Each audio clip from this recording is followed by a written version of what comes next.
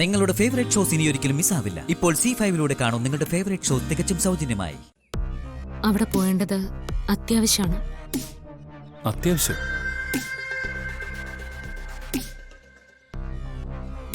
അതെന്താടോ താൻ അങ്ങനെ പറഞ്ഞത്? അമ്മയുടെ ഓർമ്മകൾ നിറഞ്ഞു നിൽക്കുന്ന തറവാടും ലക്ഷ്മിപുരം ദേശമൊക്കെ എനിക്ക് കാണണമെന്നുണ്ടെങ്കിലും അതിനേക്കാളും ഗൗരവമേറിയൊരു കാര്യത്തിന് വേണ്ടിയാ നമുക്ക് അങ്ങോട്ട് പോകണമെന്ന് ഞാൻ പറഞ്ഞത്. താൻ കാര്യം എന്താണെന്ന് പറ. ശേഖരൻ മുത്തശ്ശൻ ആ മാജിക് ബോക്സ് എന്നെ ഏൽപ്പിക്കുമ്പോ എന്നോട് ഒരു കാര്യം പറഞ്ഞിരുന്നു. ദേവമ്മയുടെ നാടായ ലക്ഷ്മിപുരത്ത് പോയി അന്വേഷിച്ച മാജിക് ബോക്സ് തുറന്ന് അതിനുള്ളിലെ തെളിവുകൾ അറിയാനുള്ള വഴി തെളിയുന്നു. എന്ത് തെളിവുകൾ? ശേഖരമേനോൻ എന്താ ഉദ്ദേശിച്ചത്? ഈ സംശയം എനിക്കും ഉണ്ടായിരുന്നു. അതിനൊരു വ്യക്തത വരുത്തും മുമ്പാ അദ്ദേഹത്തിന്റെ ബോധം അറിഞ്ഞതും കോമയിലായതും. ഇനി എങ്ങനെ അതറിയൂന്ന് ചിന്തിച്ചപ്പോഴാ എനിക്ക് ദേവമ്മയുടെ വിരലടയാളത്തെക്കുറിച്ച് ഓർമ്മ വന്നത്.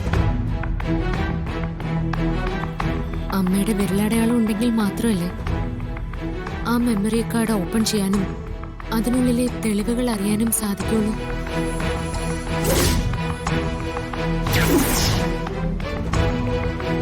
അപ്പോ ശേഖരൻ മുത്തശ്ശൻ ഉദ്ദേശിച്ചത് ലക്ഷ്മിപുരത്ത് നിന്ന് ദേവമ്മയുടെ വിരലടയാളം കിട്ടും എന്ന് തന്നെയാവും. ശരിയാ നീ പറഞ്ഞത്. അത് തന്നെയായിരിക്കും ശേഖരമേനോൻ ഉദ്ദേശിച്ചത്. ഏതായാലും ലക്ഷ്മിപുരത്ത് എന്ന് നമുക്കൊന്ന് തിരിഞ്ഞു നോക്കാം.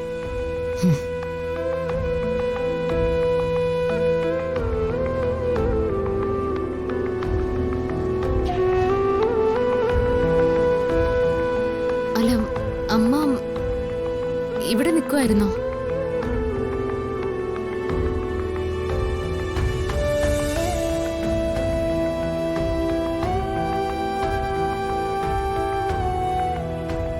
അല്ല, നിങ്ങള് ലക്ഷ്മിപുരത്തേക്ക് പോകുന്നു പറയുന്ന കേട്ടു.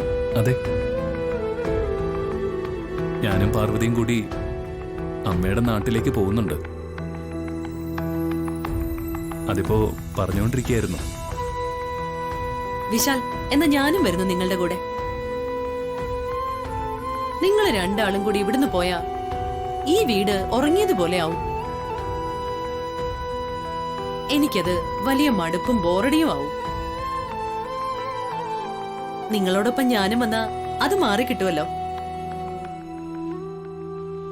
പിന്നെ ആ നാടും നാട്ടുകാരെയൊക്കെ കാണുകയും ചെയ്യാലോ.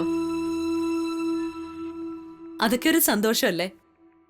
അതിനെന്താ, അമ്മയും ഞങ്ങളോടൊപ്പം പോന്നോളൂ. പാർവതി,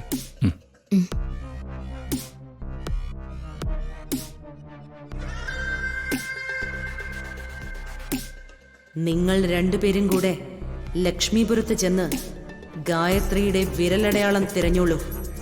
പക്ഷേ അതൊരിക്കലും നിങ്ങൾക്ക് കിട്ടില്ല. അത് ഞാൻ നശിപ്പിക്കും.